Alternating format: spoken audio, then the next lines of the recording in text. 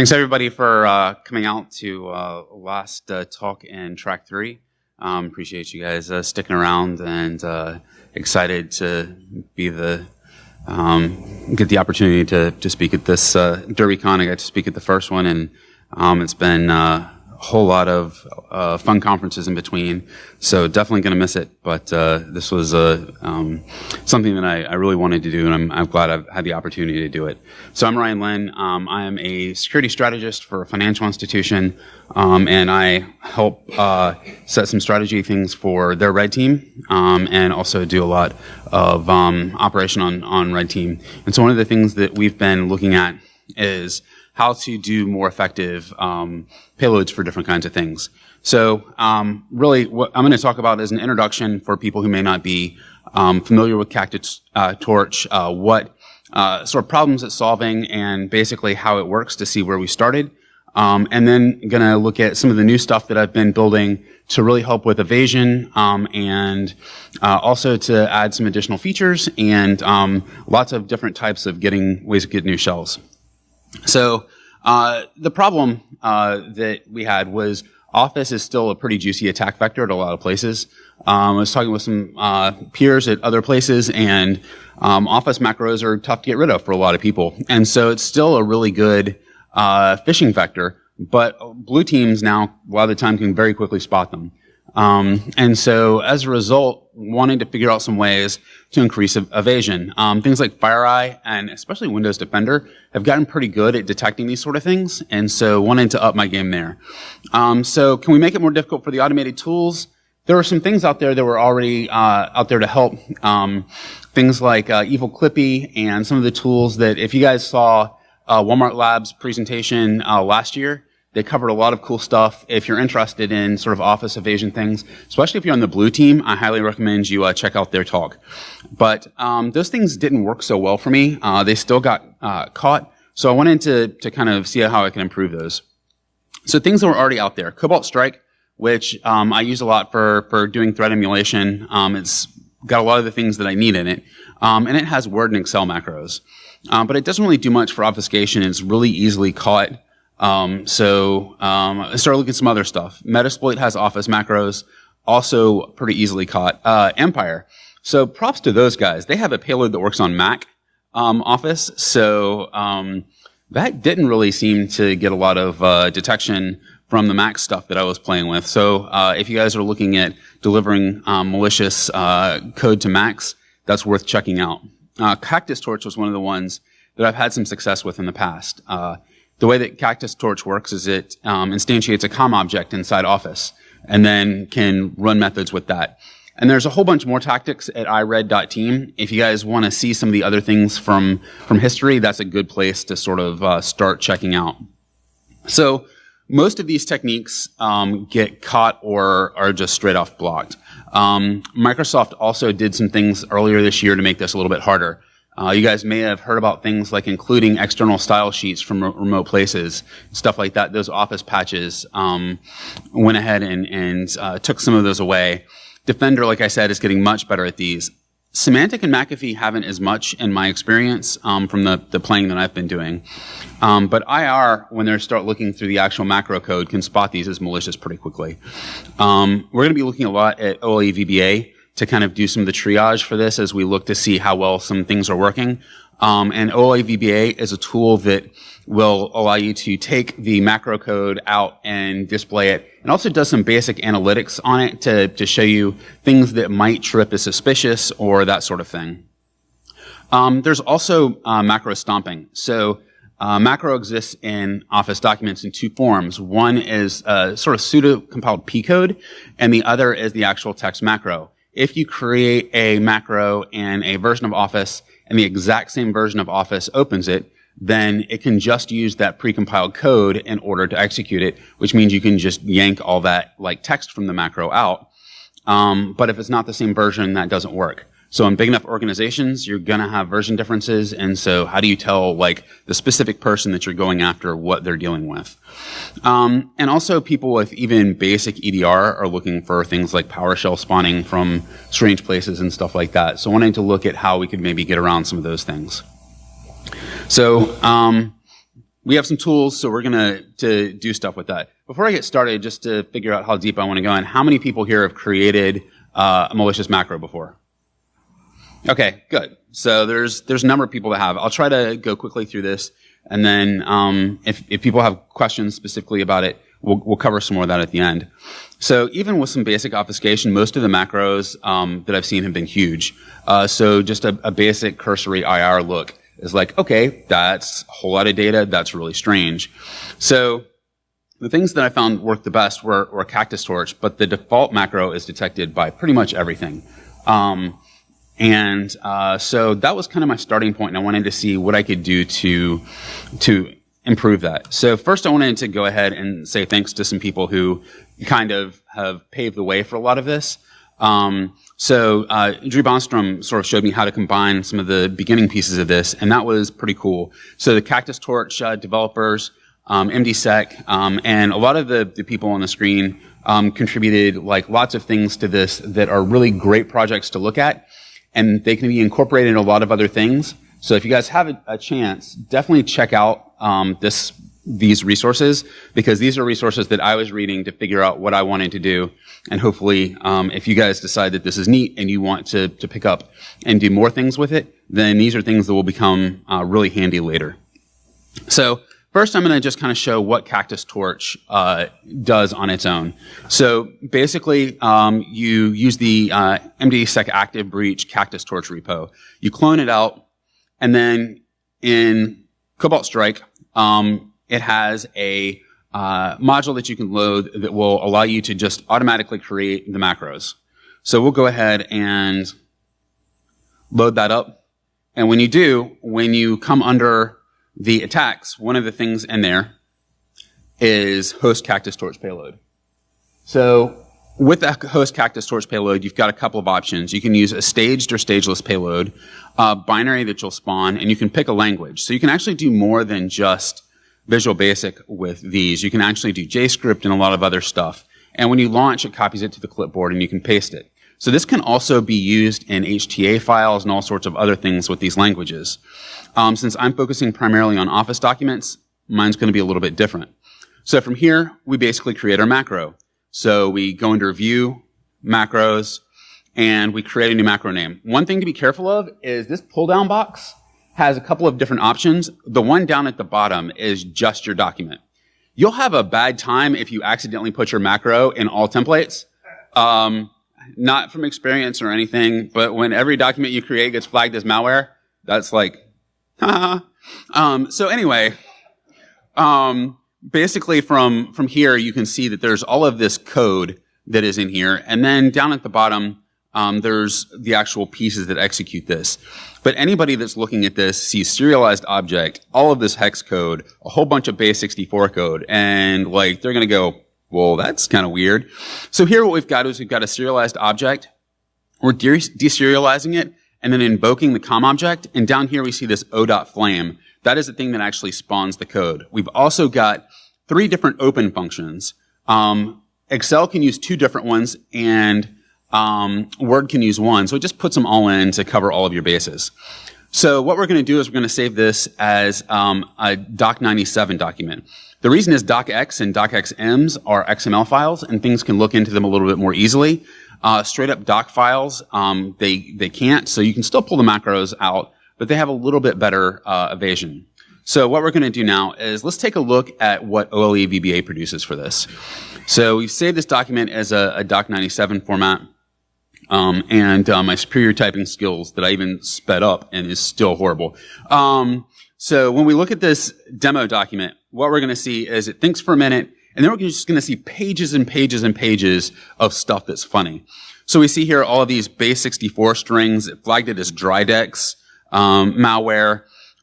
We see all of this stuff that is obviously like information from Windows, executables, all the DLLs it's importing. And so it'd be hard as a malware analyst to look at this and not go, that's malware. And so this is sort of where we started with the initial version. And so, what does happen though is in this case, antivirus is off. We see all of these. And one of the other things, like I said, with the 3 auto runs, all 3 get flagged. When we run the auto run as if we opened it, We do get a shell.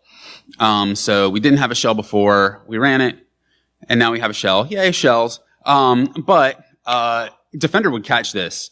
The bad part is the Defender catches it afterwards, so you still get an alert, but it actually does still fire, which is kind of interesting. So that was surprising because I saw the antivirus pop-ups, but it did actually work. So from here, I wanted to figure out what can I do to make this more interesting. And so there are a couple different interesting places to hide your code. Metadata, but metadata can be seen through the GUI, and it also has some limited space there. The image alt tags, I thought that was kind of interesting, but each image alt tag can only have 255 characters. It's hard, unless you're mousing over the images, and if you hide all the images, then nobody's probably going to see it. So that's a possibility. The images stay numbered, so you can just iterate through a list and put it back together. But I'm lazy. So there's a better way. Document text was another option because you can hide the document text. But if you convert it to text, it's all still there. And I love my blue team partners, but I would like to make it a little bit more difficult for them. So document variables are interesting. When most people think document variables, they think document metadata. And document variables are a little bit different. Document variables are designed specifically for macros to use for temporary storage in Word documents. They only exist in Word as far as the product family goes, but they can only really be accessed either through the XML or through programmatically. And so saving to non-Word formats completely strips these document variables, and there's not another easy way to get them out. So just the XML, and I'll look at some of the XML with you guys at the end to kind of look at what that looks like, is really the only way to kind of figure this out. So my super creative self decided I'd try to create something new, and my genius naming scheme was Better Torch because it was better. Obviously, that's not where I spent most of my energy on this. But I wanted to make the Cobalt Strike payload work a little bit easier. There were some other things that I wanted to do as well. So I wanted to have some additional injection methods for the COM object. By switching it up a little bit, it makes it harder for things to detect it as new injection methods come out. We can add them in and easily support it with this. It also includes check please, which is another kind of interesting project that you can just pop into your C# projects. And it can check to see if the domain it's running on matches the one you expect, if it's domain joined at all. And just saying is domain joined at all is enough to stop execution in a lot of the sandboxes, because most of them aren't domain joined.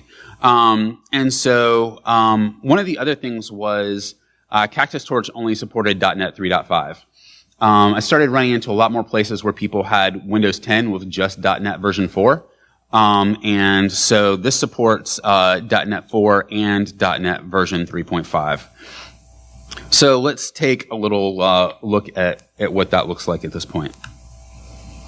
So for this guy, basically it's similar. We have a Cobalt Strike payload or a module for this. We'll go ahead and host a Better Torch payload. One of the things you'll notice is there's a lot more options. So we actually have multiple ways to inject our code. And so for this one, we're going to use launch and inject. We're going to inject the code into run DLL32.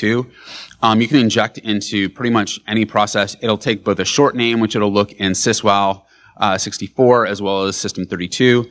And it also has Word and Excel support. And we'll go over the Excel support in a minute. But you can easily just click the checkboxes to do the things you want for Evasion. So at this point, this has a couple extra steps from the basic CACTUSTORCH payload. So I'm going to load up Word. And from here, create my document and go into my macros. So same thing, remember to put your macros in the right place or you'll have a bad time. Or you'll spawn a lot of shells that you didn't intend to. And so from here, we just paste over the junk that's there. So you'll notice as we look through here, there's a couple things. One is I'm adding an additional reference here. That additional reference is the Microsoft scripting library.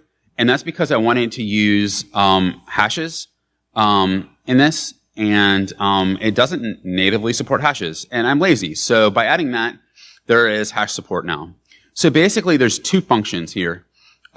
We still see all of this huge code, But the two functions that exist now are a rename me and a delete me setup. So when we come here and we run this delete me setup, then that sets up the document. And here, we basically delete everything but the auto run that we want and delete the old function name. And so we're going to just go ahead and call this one auto run. And from here, we can go back in and just delete that delete me setup. So it now just has one thing that's surfaced, which is that auto run. And let's take a look at what that looks like in the OLEVBA in just a second. First, we're still going to save it as a Word 97 format. And so this Word 97 format, like I said, makes it a little bit harder to detect. And we're going to call this one Better Word. And so for this guy, let's verify that our antivirus is active. So I'm not submitting this to the cloud because, like, I don't like punching myself in the face, but antivirus is on. I also highly suggest double check the submit to the cloud thing is off before you start developing payloads, because you definitely don't want somebody to beat you to your talk. So when we run OLEVBA on this, what we're going to see is this is a lot shorter. We're down to basically 2 methods, and instead of pages and pages and pages of code, that's all the code that exists. So we went from over 30,000 lines of code down to a couple hundred. And now when we open this, right now no shell, and we can open the document, and then hopefully we'll get a shell.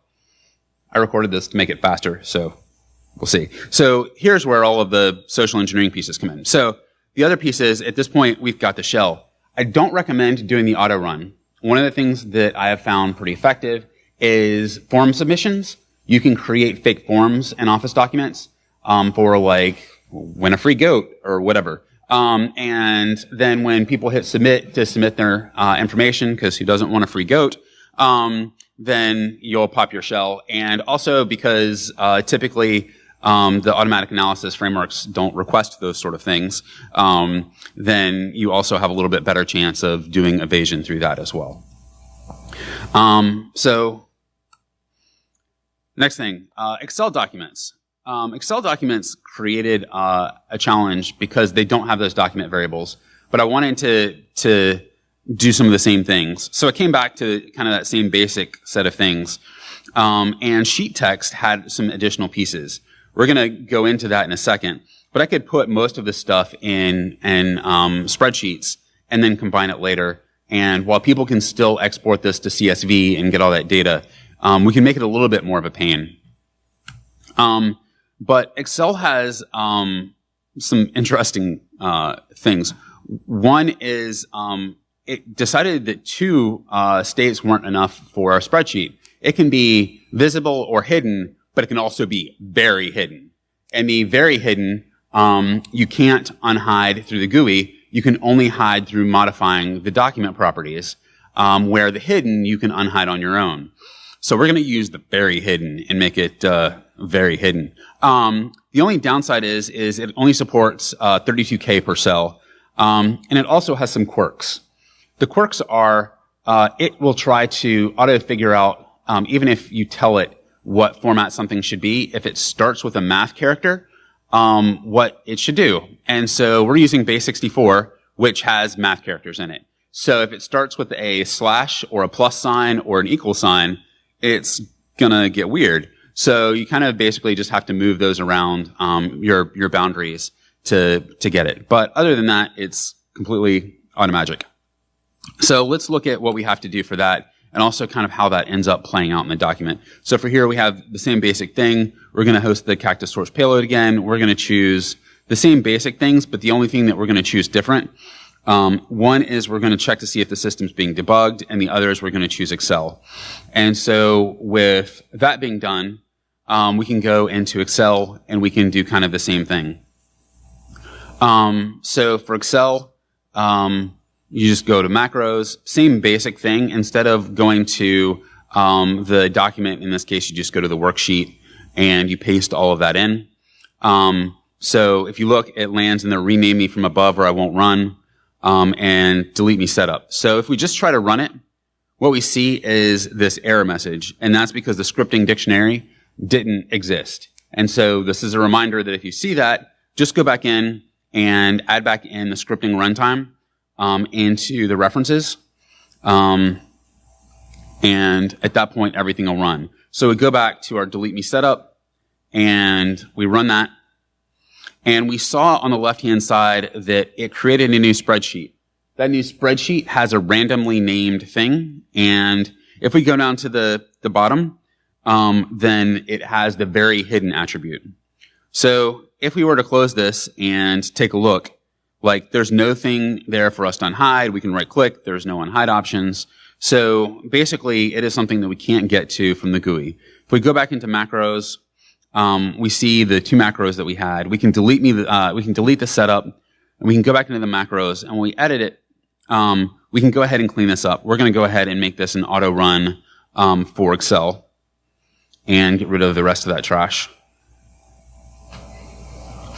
And the other thing that we're going to do is let's take a look at what's actually in that spreadsheet. So when we change it from, and this is for debugging, it's good to know how to do, from very hidden to visible, we saw it pop up immediately. And so all of your text is here. So if you want to make sure that all of the things populate when you run the setup, this is where you would go to do that. And all you have to do to rehide it is to go back in and change it back to very hidden.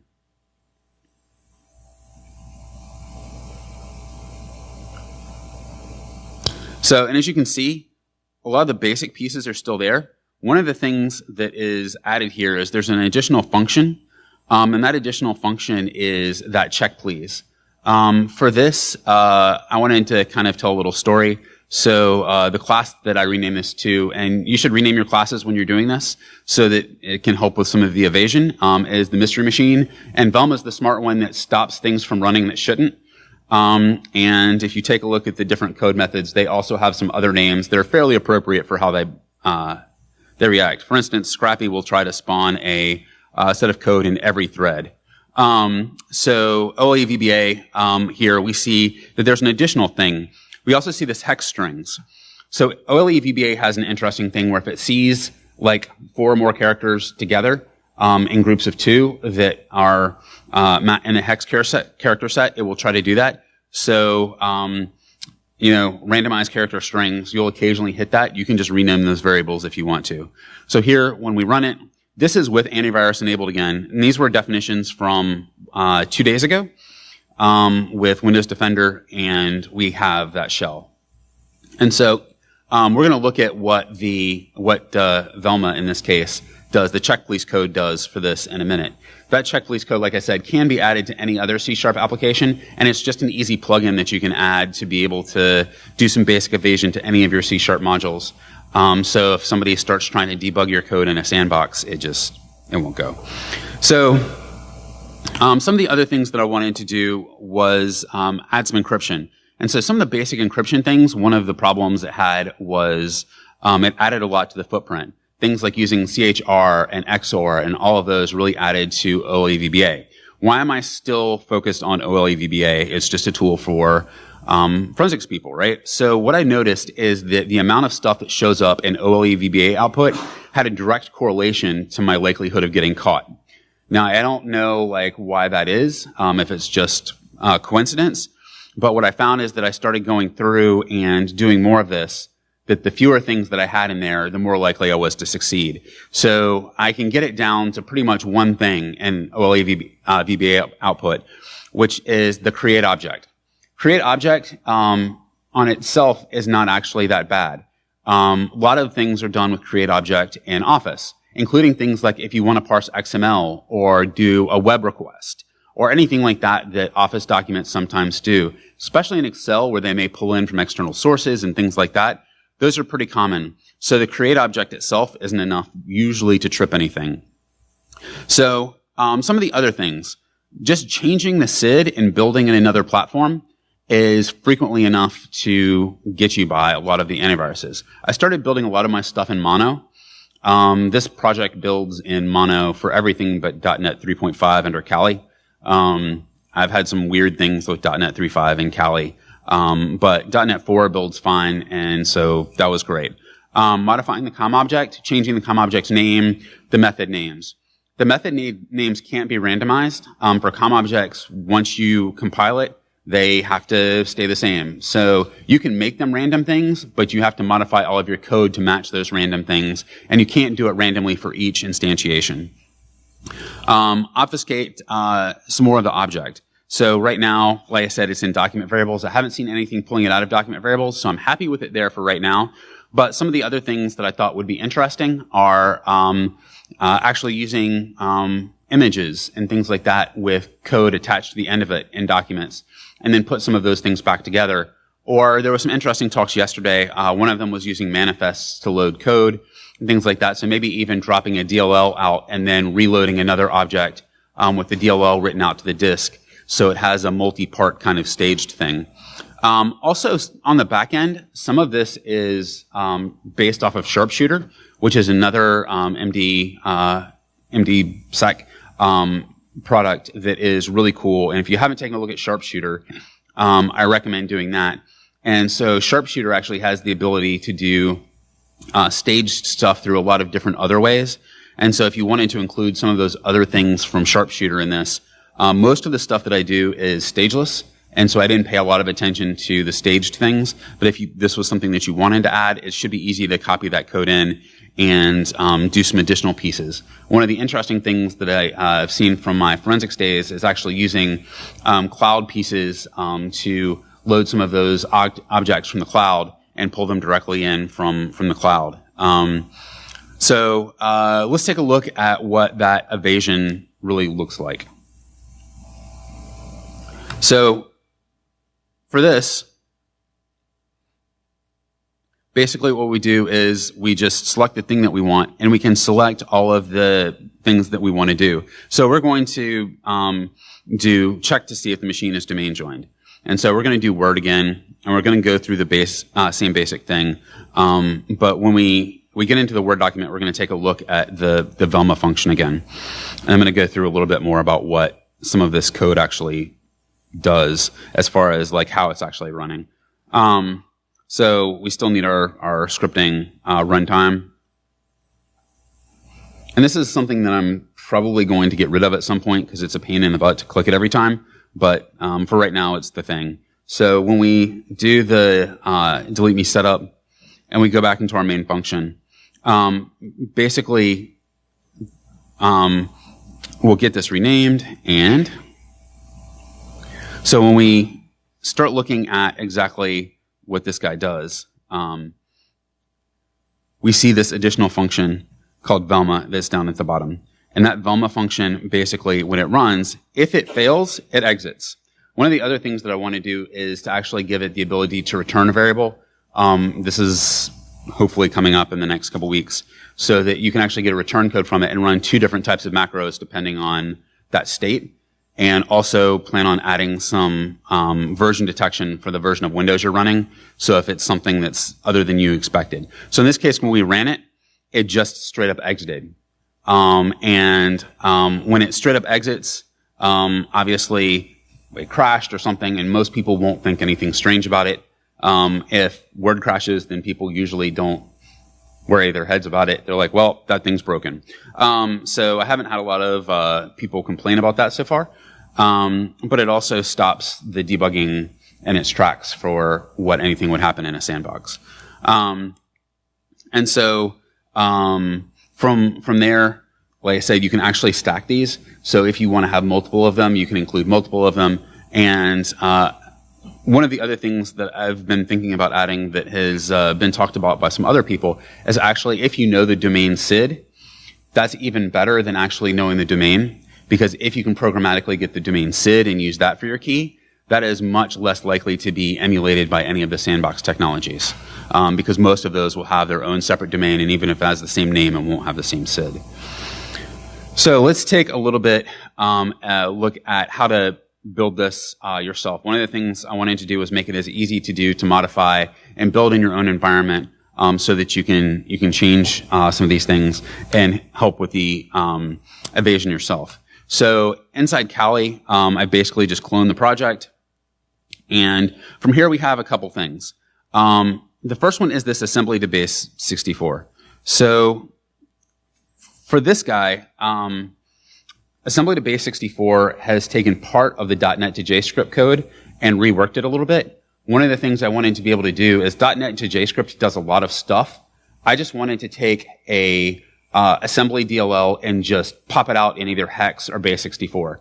So this guy, what it does is you pass it a DLL assembly or an executable. It will serialize it into hex or base 64 for incorporation or whatever else you want.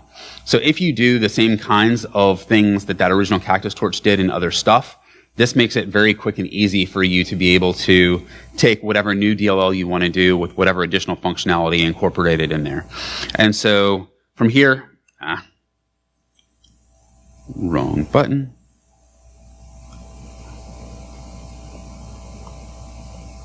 So from here, all that you have to do is use mono CSC and run it against the assembly to base 64, and you end up with the exe.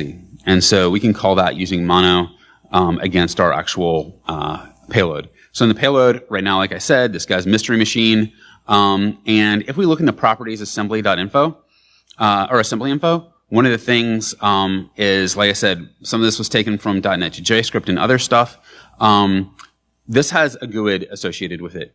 The GUID here is kind of interesting.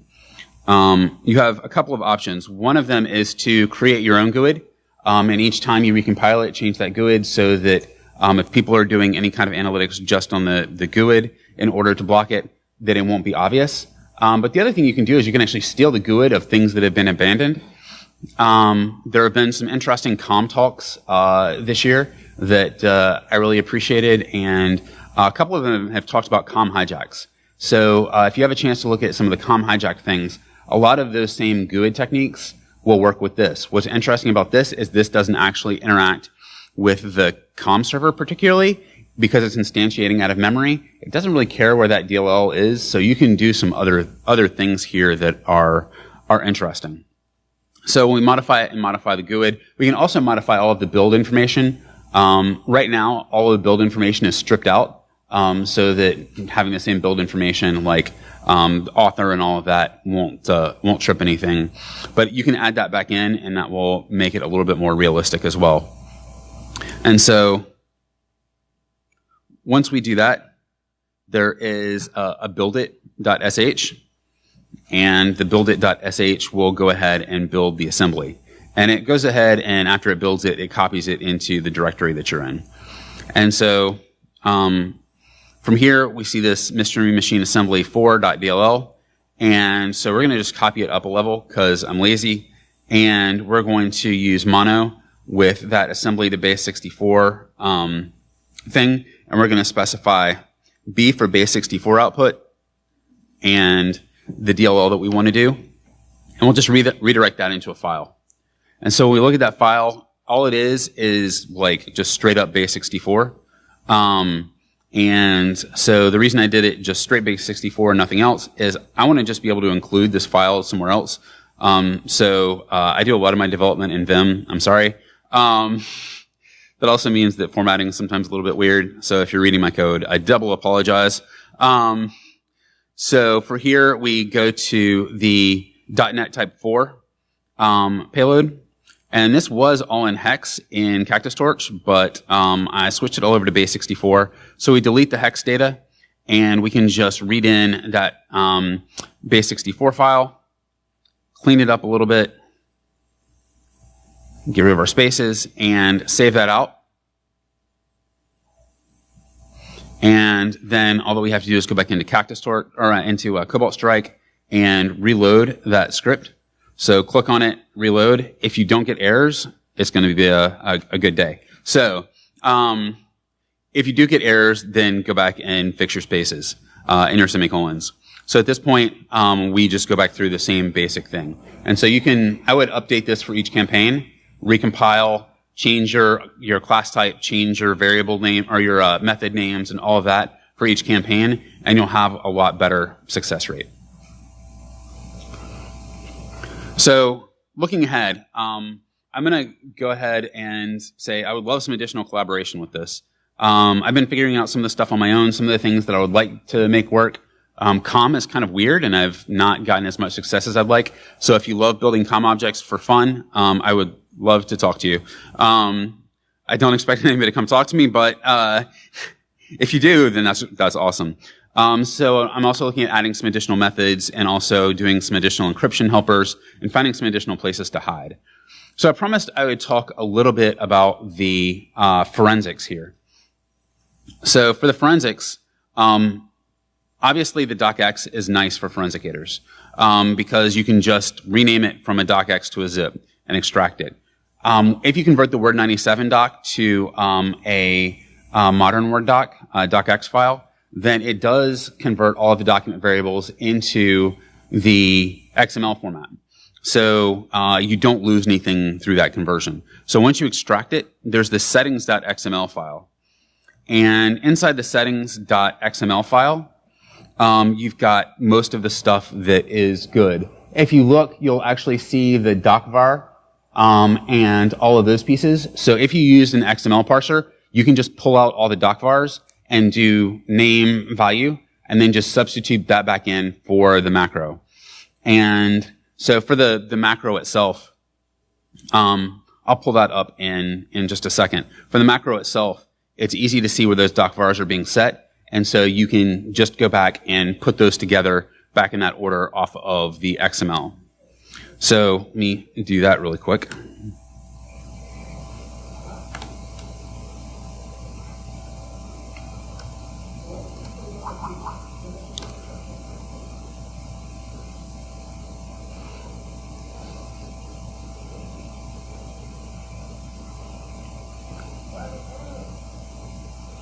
So let me generate a new one.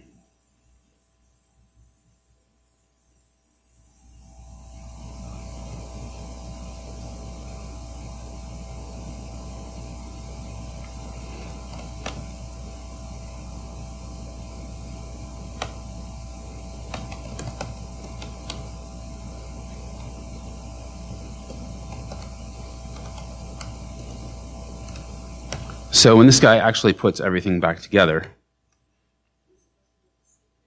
oh, I guess not. Thank you.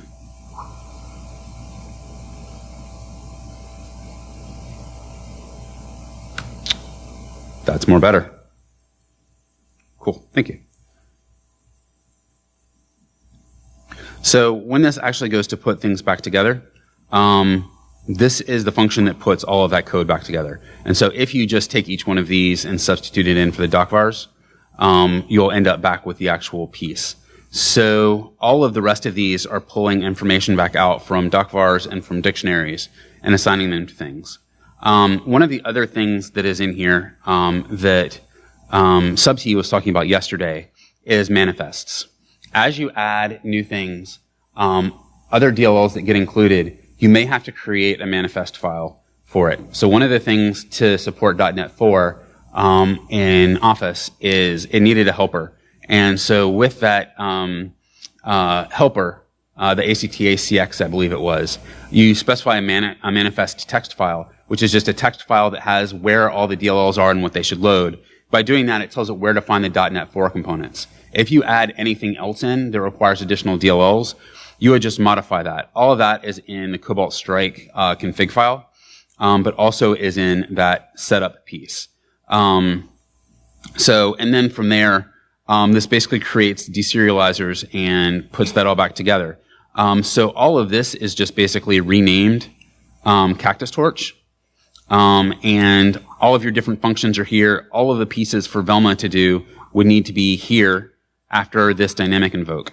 One of the other things you can do if you start getting detected is you can actually pull this chunk out and put it into a different function, and then it's not in the same order, and you can get away with some more with that. So to look back at the manifest stuff, inside the setup function, basically each time it sets a variable, you see this active document.variables equals all this text up here. You can put 32K in each document variable. And so you just have to split your payload into 32K chunks. And so doing that will get you to where you want to be. So other pieces as we come down through here. Oh, the other thing is right now these are 5 characters. And the reason these are 5 characters is if they are 3 or 6, then it will get flagged as base64. If they don't have characters that aren't non-hex characters, then they will get flagged as hex. And so this seemed to be the sweet spot where they wouldn't get flagged as either. So for the manifest, this piece right here is building the manifest. And so basically you have to specify the libraries you want to use and the versions and the public token. How do you figure these out? If you put it into Visual Studio, you can actually look at all of these things. And when you go ahead and configure them and save out the project, it'll put all of this stuff in a file for you. And you can just copy all of this from that and put it in. And so as you add more stuff, you have to do a little bit of editing here. But all of this is a single text string in the CNA file. Also, the dictionary I talked about, if you add anything else, all of these are just key values. So adding another comma and then a key pipe variable. Remember I mentioned the thing that would allow you to load other DLLs. It's this Microsoft Windows ACT CTX module, and that's what allows you to specify a manifest file. So also if you want to do anything weird in .NET 3.5, that's another place where you may have to do it. So, and here for your workbooks, we looked at that earlier. Those are those guys. And again, I don't recommend using an auto open. I recommend using a trigger inside of a document, somebody clicking on something or something along those lines. So,